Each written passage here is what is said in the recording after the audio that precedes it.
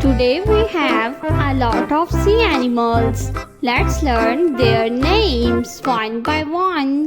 Are you ready, kids? Let's start. Let's learn their names. The first one is a crab. This is a crab. A crab is a sea animal. The next one is a turtle. This is a turtle. The next one is a lobster. This is a lobster. The next one is a whale. This is a whale. The next one is a clownfish. This is a clownfish. The next one is a shark.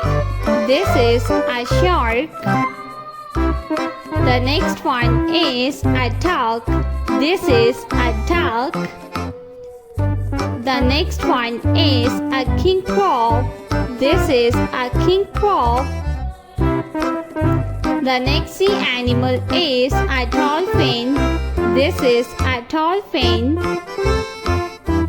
The next one is a whale. This is a whale.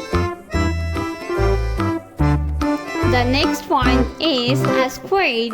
This is a squid. The next sea animal is a pufferfish. This is a pufferfish. The next one is a penguin. The next sea animal is a starfish. This is a starfish. The next one is a little crayfish.